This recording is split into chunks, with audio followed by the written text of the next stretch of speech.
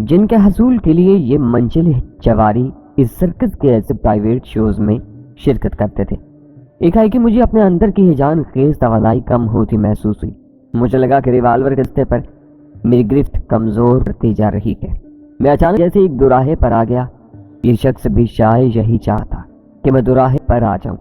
میرا تجربہ تماشائیوں کو لطف دے رہا تھا۔ تب میری نظر ایک بار پھر عمران پر پڑی۔ جو ہی ہماری نظریں چار ہوئی، عمران نے سر کے اشارے سے مجھے کھیل چھوڑنے کا اندیا دیا۔ پتہ نہیں کہ اس نے ایسا کیوں کیا، لیکن جو کچھ بھی تھا اس کا یہ اشارہ میرے لیے مددگار ثابت ہوا۔ میں نے ایک گہری سانس لیتے ہوئے ریوالور میز پر رکھ دیا اور اٹھ کھڑا ہوا۔ کئی لوگوں کو کھیل چھوڑنے پر افسوس ہوا، کئی ایک نے تالیاں بجائیں۔ عمران نے اسٹیج پر آ کر میرا کندھا تھپکا۔ عمر حیات نے اسی وقت 40,000 روپے کا ایک چیک کٹ کر مجھے دیا، جو میں نے عمران کو تھما دیا، مگر حیات نے اناؤنسمنٹ کرنے والے انداز میں کہا، پیارے ساتھیوں، اب ہم دیکھتے ہیں کہ برخوردار نے گھاٹے کا سودا کیا ہے یا فائدے کا۔ اسے 35,000 روپے مزید ملنے تھے یا 38 بور کی گولی ملنی تھی۔ اس کے ساتھ ہی اس نے ریوالور اٹھایا اور اسے اسٹیج کے سامنے کی کچی زمین کی طرف کر کے ٹریک کروا دیا۔ ٹچ کی آواز بجائے ایک دھماکہ ہوا، گولی زمین میں پوست ہوگی۔ میں اندر سے لرز کر رہ گیا۔ کچھ افراد نے تالیاں بجا کر اس پر خوشی کا اظہار کیا، کچھ سکہ بند جواب افسردہ نظر آئے۔ عمران نے ایک بار پھر جوش سے میری پیٹھ کی۔ اسسٹنٹ مینیجر عباس نے ایک بار پھر اعلان کیا کہ حاضرین میں سے کوئی اور اپنی قسمت آزمانا چاہتا ہے۔ لگتا تھا کہ اب کوئی نہیں اٹھے، ویسے بھی گھڑی کی سوئیاں رات 2:30 بجے کا وقت بتا رہی تھی۔ عباس نے یہ محفل برخاست کرنے کا اعلان کر دیا۔ کیسا لگا یہ سب کچھ؟ عمران نے پوچھا۔ میں اس پر کوئی تبصرہ کرنا نہیں چاہتا، میں نے کہا۔ تمہارے ذہن میں ایک سوال ضرور ابھر رہا ہوگا، فلموں وغیرہ میں جب ہم یہ ریوالور والا کھیل دیکھتے ہیں تو اس میں ریوالور کن پٹی پر رکھا جاتا ہے یا پیٹ پر رکھا جاتا ہے، آخر اصلی سے قریباً 1 انچ نیچے۔ دراصل بات یہ ہے کہ اس طرح ہم نے اس کھیل کو تھوڑا سا کم خطرناک کیا ہے۔ گولی چلنے کے بعد بندے کے بچنے کا امکان موجود رہتا ہے۔ پچھلے 6 مہینے میں صرف 3 بندوں کی جان گئی ہے، 10-15 ایسے ہیں جو گولی چلنے کے باوجود بچ گئے۔ اپنا یہ سلیمان عرف شہزادہ بھی ان میں شامل ہے۔ اسے 5 مہینے پہلے گولی لگی تھی، اب یہ بھلا چنگا ہے اور سرکس میں اپنے سارے آئٹمز پورے کر رہا ہے۔ تمہارا کیا خیال ہے کہ 3 بندوں کی جان چلی جان معمولی بات ہے؟ موت تو ہر جگہ موجود رہتی ہے یار۔ راہ چلتے ہوئے ٹھوکر لگنے سے بھی موت واقع ہو جاتی ہے۔ ہر جگہ لوگ مرے ہیں، دہشت گردی سے، ٹریفک حادثوں سے، لڑائی جھگڑوں سے، بیماریوں سے اور خودکشیوں سے۔ میں نے چونک کر اس کی طرف دیکھا۔ اس کے چہرے پر کوئی خاص تاثر نہیں تھا۔ اسی دوران میں اس کے موبائل فون کی گھڑی بج اٹھی۔ اس نے کال ریسیو کی، کچھ دیر تک ہاں میں جواب دیتا رہا، پھر فون بند کر دیا۔ میری طرف کر مسکرایا اور بولا، لاہور شہر میں جو 150 بند مختلف طریقوں سے مرنا تھا، ان میں ایک ہی کمی واقع ہو گئی ہے۔ کیا مطلب؟ میں نے پوچھا۔ وہ لڑکا جو گولی سے زخمی ہوا تھا خطرے سے باہر ہے۔ امید ہے کہ وہ ایک آدمی میں زندگی کی طرف لوٹا تھا، اور اگر وہ نہ لوٹا تو پھر اس کا خون کس کے سر ہوگا؟ اگر مجھے یا تمہیں کوئی گولی لگ جاتی تو ہمارا خون کس کے سر پر ہوگا؟ ہمارے سر پر۔ صبح یا کل کے اخبار چھوٹی سی خبر آتی کہ عمران ہیرو نام کا ایک لڑکا جو فلارکس میں موٹر سائیکل کے کمالات دکھا تھا، اپنے ریوالور کی صفائی کرتے ہوئے گولی لگنے سے شدید زخمی ہوا اور فلاں پرائیویٹ ہسپتال میں ٹائی فش ہو گیا۔ بس حادثاتی موت، نہ کوئی FIR، نہ مدعی، نہ ملزم۔ اگر ان تماشائیوں میں سے کوئی مخبری کر دے یا ان تماشائیوں ہی کوئی اخباری رپورٹر وغیرہ موجود ہو تو بھی کچھ نہیں ہوتا۔ یہاں سے بہت سے لوگوں کو منلیاں وغیرہ جاتی ہیں یار، اوپر تک سلسلہ ملا ہوا ہے۔ اب جو رقمیں ہم نے جیتی ہیں یا کمائی ہیں، ان میں سے 20% ہمیں یہاں دینا ہوگا۔ اسپیشل شو کے اسپیشل ٹکٹ سے اکٹھی ہونے والی رقم علیحدہ ہے۔ میری جیب میں اس وقت 3 لاکھ روپے آئے ہیں۔ پنڈال چھوڑنے سے پہلے 60,000 روپے مجھے یہاں جمع کرانے۔ اسی طرح تمہارے پاس 70,000 روپے آئے ہیں، ان میں سے 40,000 کا چیک ہے۔ چیک کا حساب بعد میں ہو جائے گا۔ 30,000 میں سے 6,000 روپے تم ابھی یہاں جمع کروا دو گے۔ یہ سب کچھ سسٹم کے ساتھ چلتا ہے۔ اس کے بعد ہم پھر موٹر سائیکل پر سوار تھے اور کھلی سنسان پر جا رہے تھے۔ میں جب اس سرکس میں آیا تھا تو میری جیب میں صرف 8-10 روپے تھے۔ اب میری جیب میں تقریباً 24,000 کی کرنسی نوٹ تھے۔ اس کے علاوہ 40,000 روپے کا اوپن چیک۔ میرے دل و دماغ کی کیفیت کچھ عجیب سی ہو رہی تھی۔ یقین نہیں آ رہا تھا کہ تقریباً 1 گھنٹہ پہلے میں اپنی مرضی کے ساتھ ایک نہایت خطرناک مرحلے سے گزرا ہوں۔ میں نے ایک ریوالور کے ذریعے اپنے جسم پر دوبارہ گولی چلانے کی کوشش کی ہے۔ عمران نے موٹر سائیکل کو پھر ہوائی جہاز بنا دیا تھا۔ اب تو لاہور کی سڑکیں بھی بالکل خالی تھی۔ رات کے 3 بجے کا عمل تھا۔ ہر دم مچلتا اور شور مچاتا شہر تاریکی کی چادر اڑے سو رہا تھا۔ تیز ہوا میری جسمانی چوٹوں کو تکلیف دے رہی تھی، مگر پتہ نہیں کہ کیا بات تھی۔ جسمانی اذیت مجھے زیادہ محسوس نہیں ہو رہی تھی۔ ذہنی اذیت کو کم کرنے کے لیے میں نے موٹر سائیکل پر بیٹھے بیٹھے سکون بخش دوا کی 2 گلابی ٹکیاں مزید نکل لی اور آنکھیں بند کر لی۔ ہاں، اب میرے یہ کیا پروگرام ہے؟ میں نے تم سے جو وعدہ کیا تھا اس کے مطابق اب تم معذرت ہو۔ اگر جانا چاہو جی جہاں چاہے اتر جا، لیکن اگر ابھی میرے ساتھ رہنا چاہو تو برو چشم، میرا گھر اور میرا دل تمہارے لیے حاضر ہے۔ ذرا دیر کے لیے تو دل چاہا کہ اسے رکنے کے لیے کہوں اور یہیں گھڑی شاہو کے آس پاس کہیں ہو جاؤں، لیکن پھر ذہن میں آیا کتنی رات گئے، ایسی حالت میں کہاں جاؤں گا، کیا کروں گا؟ میں خاموش رہا۔ سوچا میرا خیال ہے کہ یہ خاموشی نیم رضامندی کی ہے۔ زبردست، بڑا اچھا فیصلہ ہے، زیادہ نہیں تو کم از کم آج رات کے لیے تو ضرور رکو۔ کل اپنے آئندہ کے پروگرام کے بارے میں اچھی طرح سوچ وچار کر لو۔ بندے نے جتنا بڑا فیصلہ کرنا ہو اس کے لیے اتنا ہی زیادہ وقت بھی استعمال کرنا چاہیے۔ راوی روڈ کی طرف چلتے جاتے اس نے ایک دم موٹر سائیکل ریلوے اسٹیشن کی طرف گھما دی۔ یہ کہاں جا رہے ہو؟ میں نے پوچھا۔ تھوڑا سا بوجھ ہلکا کرنا چاہ رہا ہوں، اس نے کہا۔ میں سمجھا کہ وہ ٹوائلٹ وغیرہ کی بات کر رہے ہیں، لیکن یہ اندازہ غلط نہیں۔ اس نے اسٹیشن کے پاس اپنی موٹر سائیکل ایک چھوٹے سے 2 منزلہ مکان کے سامنے روکی، 2-3 بار کال بیل بجائی، پھر لوہے کا دروازہ کھٹکھٹایا۔ ایک دبلا پتلا ادھیڑ عمر پاجامہ کرتا پہنے باہر نکلا۔ عمران کو دیکھ کر اس کی آنکھیں چمکی۔ میں 8-10 قدم دور کھڑا تھا۔ ادھیڑ عمر نے مدھم لہجے میں کچھ کہا۔ جواب میں عمران نے اپنی جیکٹ کی جیب میں ہاتھ ڈال کر کوئی چیز نکالی۔ یہ یقیناً کچھ کرنسی نوٹ تھے۔ ادھیڑ عمر شخص کو نوٹ دکھائے بغیر عمران نے اس کے کرتے کی جیب میں ڈال دیے۔ ادھیڑ عمر شخص حیران تھا اور بے حد خوش بھی، پر عمران سے کچھ کہنا چاہ رہا تھا۔ اس کے ہونٹ تھرا رہے تھے۔ عمران نے اسے بولنے کا زیادہ موقع نہیں لیا اور اسے خدا حافظ کہہ کر دوبارہ موٹر سائیکل پر آ بیٹھا۔ موٹر سائیکل ایک پھر آواز سے باتیں کرنے لگی۔ قریباً 2 کلومیٹر آنے کے بعد عمران نے ایک اور حرکت کی۔ وہ ایک شاپنگ مارکیٹ کے سامنے رکا۔ مارکیٹ کے برآمدوں میں بہت سے مزدور ٹائپوں کے میلے کچیلے کمبل اور چادریں وغیرہ اڑے سو رہے تھے۔ تاہم یہاں 10-15 افراد ایسے بھی تھے جو ایک کونے میں اعلیٰ روشن کیے بیٹھے تھے۔ یہ مزدور پیشہ لوگ جیسے عمران ہی کے انتظار میں تھے۔ جو عمران کی عجیب الخلقت موٹر سائیکل کی آواز ان کے کانوں تک پہنچی، وہ جوش عالم میں اپنی جگہوں پر کھڑے ہو گئے۔ عمران نے موٹر سائیکل ان کے بیچوں بیچ جا روکی۔ سلام ہیرو بھائی۔ سلام بھائی جان۔ سلام جی۔ بہت سی ملی آوازیں ابھری۔ عمران نے ایک بار پھر اپنا ہاتھ جیکٹ کی جیب میں ڈالا۔ یہ 500 والے نوٹ تھے۔ وہ بڑی تیزی سے ایک ایک نوٹ ہر شخص کے ہاتھ میں تھماتا چلا گیا۔ شور سن کر کچھ سوئے ہوئے لوگ بھی جاگ گئے اور بھاگتے ہوئے موقع پر پہنچ گئے۔ 2-3 منٹ کے اندر عمران نے 500 کے نوٹوں کی شکل میں 13-14 ہزار روپے تقسیم کر اور پھر وہاں سے آگے بڑھ گیا۔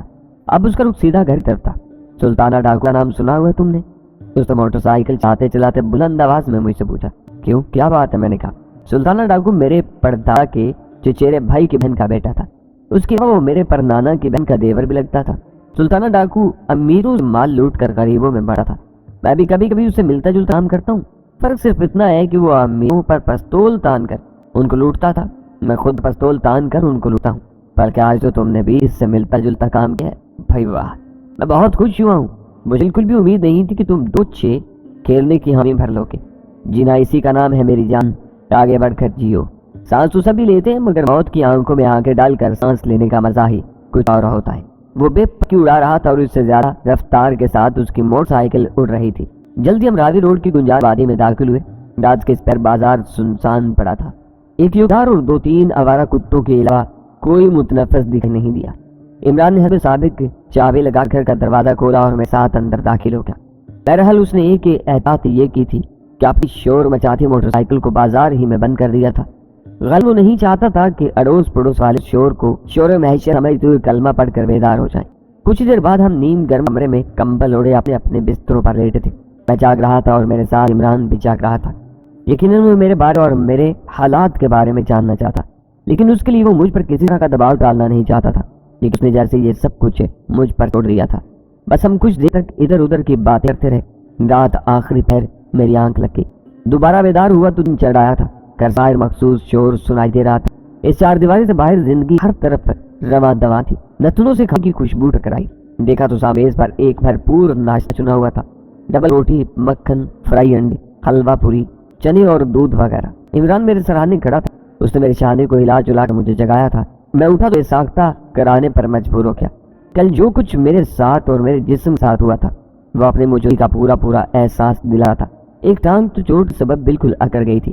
میں کل بھی سارا دن لنگڑاتا رہا، مگر آج لنگڑاہٹ ضرورت سے زیادہ تھی۔ ٹھوڑی کے نیچے والے گہرے کٹ میں سے خون رسا ہوا تھا۔ یہاں بھی اپنی ہی بیلٹ کا آئینی بکا لگا تھا۔ اس بیلٹ نے میرے جسم پر کئی اور جگہ بھی گہرے نشان چھوڑے تھے۔ کل کے سارے واقعات ایک دم ذہن میں آئے اور سینے میں گاڑھا سے دھواں بھر گیا۔ امی کیا سوچ رہی ہوگی؟ عاطف کی تلاش میں کہاں کہاں مرا پھر رہا ہوگا۔ برق کا تو رو رو کر برا حال ہو گیا ہوگا۔ ان سب کا درد و کرب میرے تصور میں آیا اور دل خو کے آنسو رونے لگا۔ عمران بہاد اصرار پر میں نے ہاتھ دھو کر چند لقمے لہر مار کیے اور کیے سے ٹیک لگا کر بیٹھ گیا۔ क्या सोच रही हो? इमरान ने मेहरबान लहजे में पूछा। मेरा ही काम कर दो यार। मेरा लहजा खोया खोया था। बस एक काम? यार तुम 1000 काम तो हो, मैं भी करने को तैयार। तुम कुछ बोलो तो सही। मैं तुम्हें एक नंबर देता हूँ, ये मेरे घर का नंबर, इस पर फोन कर दो। वहां से जो भी बोले उस मेरे बारे में बता दो कि मैं बिल्कुल खैरियत से हूँ और 1-2 दिन में उनसे राब्ता कर लूंगा। वो परेशान न हो।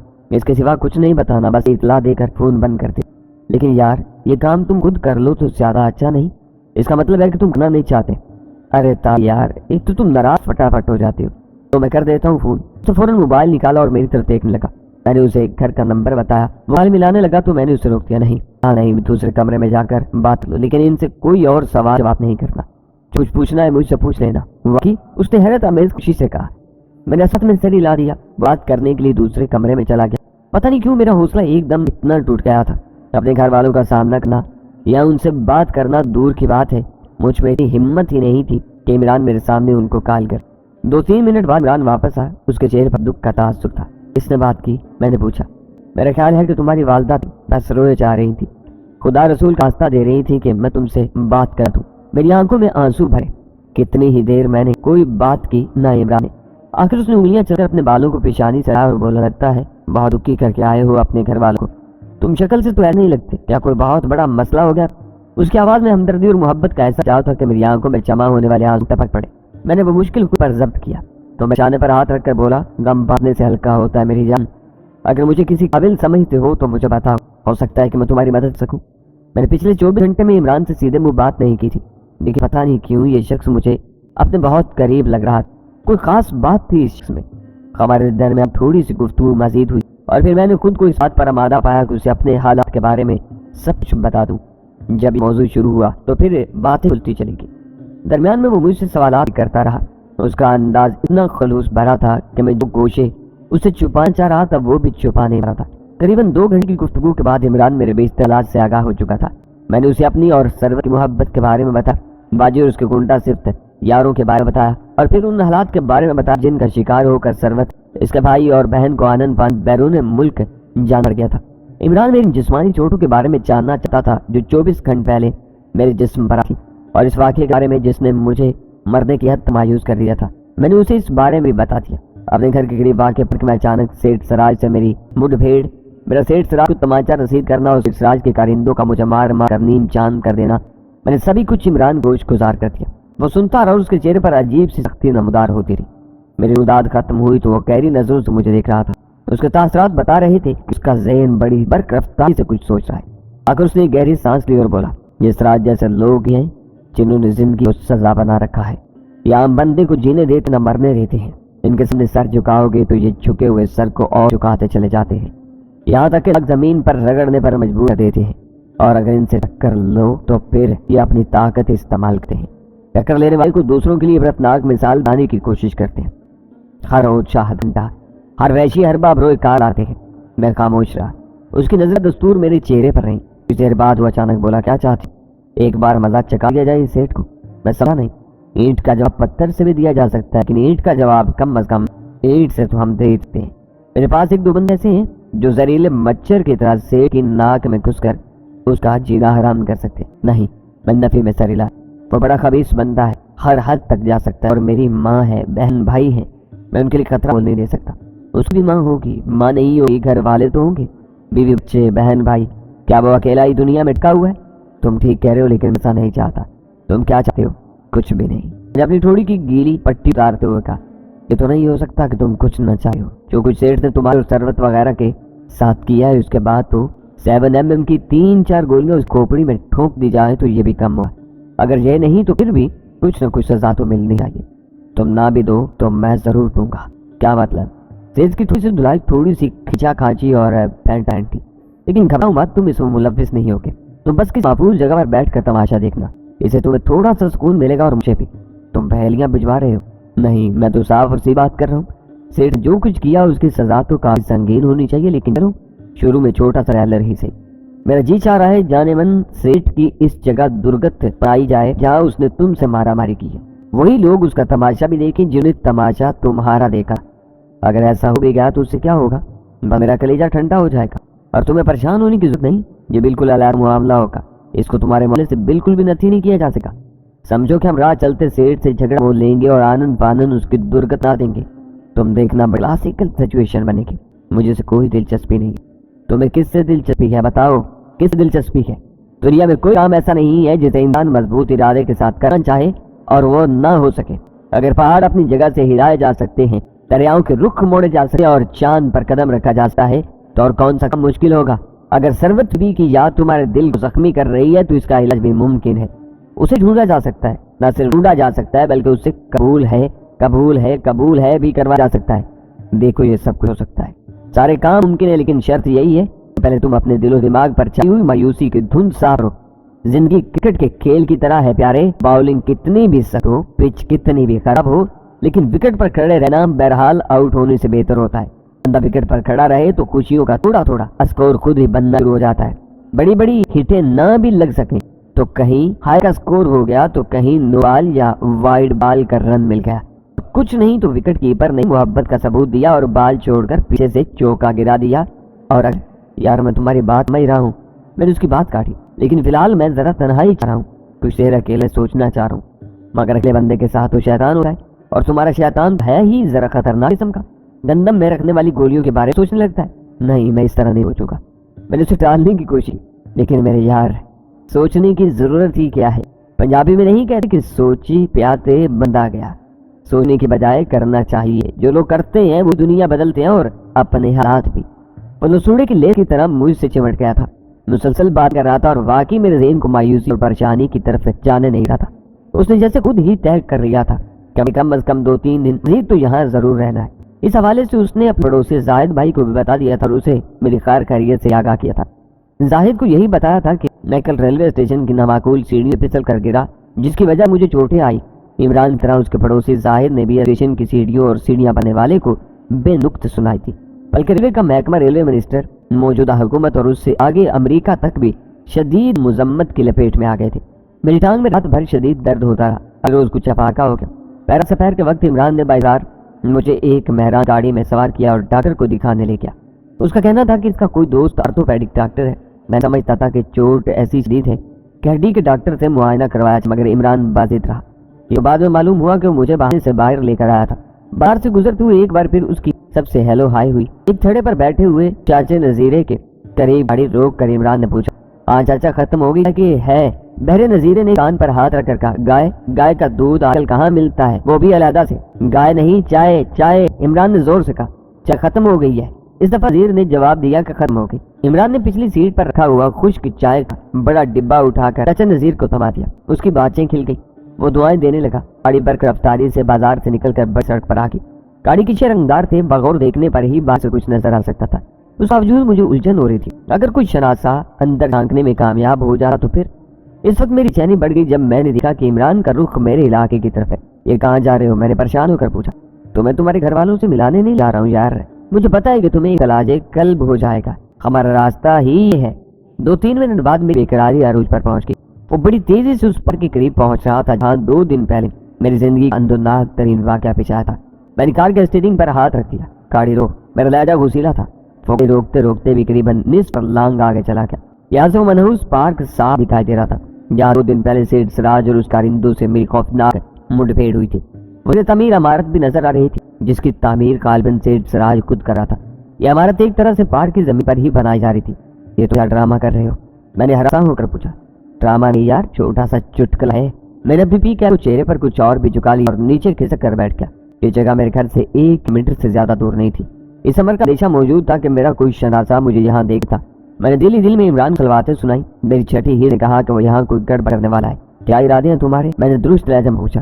ہمارے ارادے تو کچھ نہیں، ہم تو یہی بیٹھے رہیں گے، بس تھوڑا سا تماشا دیکھیں گے. ایسا تماشا؟ کیا تم سیٹھ سراج کے ساتھ کچھ کرنے لگے ہو؟ میرا خوف بڑھتا جا رہا تھا. سیٹھ سراج کے ساتھ کیا ہو سکتا ہے یار؟ وہ کوئی چھیل چھبیلی لڑکی تو ہے نہیں، اور اگر کچھ تھوڑا بہت ہونا بھی ہے تو وہ بھی خامے نہیں کرنا. ہمارا کوئی تعلق نہیں ہے اس معاملے سے. تم ایک دم حماقت کی باتیں کرتی ہو. میں یار رکنا نہیں چاہتا. میرے لہجے میں شدید جھللاہٹ تھی. تو اتر کر چلے جاؤ. وہ مسکرا. وہ جانتا تھا کہ میں یہاں جانے پہنے لوگوں کے درمیان گاڑی سے اتر کی کوشش نہیں کروں گا. میں نے ہاتھ دروازے کے ہینڈل پر رکھا مگر دروازہ کھولنے کی ہمت نہیں کرتا. ہماری اس گفتگو کے درمیان ہی میں نے عمران کو ذرا چونکتے دیکھا. ہماری گاڑی پاس سے ایک سزوکی پک اپ ہائی روف گزری. مجھے شک ہوا کہ اس میں سیٹھ سراج تھا. ویسے تو اپنی سیاہ چمکی ہونڈا میں سفر کرتا تھا، تاہم اس کے علاوہ بھی وہ 1-2 گاڑیاں استعمال کرتا تھا۔ سفید پک اپ کے پیچھے ایک نیلی اسٹیشن وین تھی۔ پک اپ کا رخ پارک طرف تھا۔ سیٹھ سراج شام سے پہلے زیر تعمیر عمارت کا کام دیکھنے جا رہا تھا۔ ابھی پارک سے دور ہی تھا کہ زوردار آواز آئی۔ پک اپ نے ہلکی سی بریک آئی تھی۔ عقب میں آتی ہوئی نیلی اسٹیشن وین کے ڈرائیور نے دھماکے سے گاڑی پک اپ میں ٹھوک دی تھی۔ ایک دم بہت سے لوگ اکٹھے ہو دور ہی سے نظر آ تک نئے ماڈل کی سوزوکی کا پچھلا حصہ چیکر رہ گیا ہے، اور پھر میرا شک یقین میں بدل گیا۔ سوزوکی آئیروس میں سیٹھ سراج ہی تھا۔ وہ اپنے چوڑے چلے جسم کو ہچکولے دیتا وہ سوزوکی اگلے بائیں دروازے سے باہر برآمد ہوا۔ نیلی اسٹیشن وین میں سے بھی 2-3 نوجوان نکل آئے۔ تنازع شروع ہو گیا۔ میرا جسم سنسنا رہا تھا۔ عمران نے جو کہا تھا وہ کر دکھایا تھا۔ جائے حادثہ شروع ہونے والا تنازع ایک دم ہی لڑائی میں بدل۔ اسٹیشن وین میں سے برآمد ہونے والے 4-5 نوجوان جو یقیناً عمران کے ساتھی تھے، سیٹھ سراج اور اس کے 2 کارندوں پر پل پڑے۔ میں نے دیکھا کہ ایک سرخ و سفید پٹھن نما شخص کا زوردار جھپڑ کھا کر سیٹھ سراج پشت کے بل پختہ سڑک پر آ۔ اس کے ایک کارندے نے شاید پک اپ کے اندر سے کوئی ہتھیار وغیرہ نکالنے کی کوشش کی، لیکن ایک دوسرے نوجوان نے اسے کمر سے پکڑا اور بے پناہ شدت سے مار کر ایک الیکٹرک پول سے مارا۔ دیکھتے ہی دیکھتے وہاں ہنگامہ برپا ہو گیا۔ پٹھان اور اس کا ایک ساتھی سیٹھ سے چمٹ گئے۔ انہوں نے اسے دوبارہ سڑک پر گرایا اور چند سیکنڈ میں روئی کی طرح دھنک کر رکھ دیا۔ اس کے دونوں ہٹے کڑے کارندے بھی اسٹیشن وین سے نکلنے والے نوجوانوں کے ہاتھوں بری طرح پٹ رہے تھے۔ یہ سین قریب سے دیکھنے کے لیے عمران گاڑی سے اترا اور بھاگتا ہوا موقع پر پہنچ گیا۔ چھڑانے والوں میں شامل ہو گیا۔ میں نے صاف دیکھا کہ وہ بظاہر تو سیٹھ کو چھوڑنے کی کوشش کر رہا تھا، لیکن اصل میں اپنے ساتھیوں کو مارا ماری کا مزید موقع دیتا۔ دیکھتے ہی دیکھتے اسٹیشن وین نوجوان واپس گاڑی میں بیٹھے اور آنن فانن نظروں سے چلو گئے۔ دیکھنے والوں کو یہ لگا تھا کہ شاید وہ گاڑی کو سائڈ پر لگانے لگے ہیں، مگر چند سیکنڈ میں اڑن چھو گئے۔ جب تک زیر تعمیر عمارت میں کام کرنے والوں کو اس درگت کی پوری طرح خبر ہوتی اور وہ دوڑتے ہوئے اپنے آقائے نامدار کی مدد کو پہنچتے، وہاں کچھ نہیں تھا۔ سیٹھ سراج کو سہارا دے کر تباہ حال سوزوکی میں مٹایا جا رہا تھا۔ اس کا گریبان لہولہان تھا۔ وہ ہاتھ لہرا لہرا کر بلند آواز میں گالیاں بک رہا تھا، مگر ان کے لیے یہ گالیاں تھی وہ کب کی اس کا تھوبڑا خون آلود کر ہوا ہو چکے تھے۔ سیٹھ کے کارندے نے کسانی بلی کھمبا کوچے کا مترادف 1-2 ہوائی فائر بھی کیے۔ موٹر سائیکل پر سوار 2 ٹریفک پولیس والے بھی وہاں پہنچ گئے، مگر ان کا آنا بے سود تھا۔ اسی دوران میں عمران دوڑتا ہوا واپس کار میں آ گیا۔ بڑا خراب زمانہ آ گیا ہے، اس نے منہ بنا کر کہا۔ ذرا سی بات پر لوگ ایک دوسرے کا سر پھاڑنے لگتے ہیں۔ اس نے گیئر لگا کر کار آگے بڑھائی۔ ہم جائے حادثہ کے پاس سے گزرے۔ وہاں جھم کی وجہ سے رفتار خاصی کم تھی۔ میں نے اپنا چہرہ پی کیپ ہاتھ کی اوٹ میں چھپایا ہوا۔ میری نظر سیٹھ سراج کی پٹی ہوئی قمیض اور ہلوہان تھوبڑے پر پڑی۔ سینے میں نفرت آمیز خوشی کی ایک چھوٹی سی لہر توڑ کی۔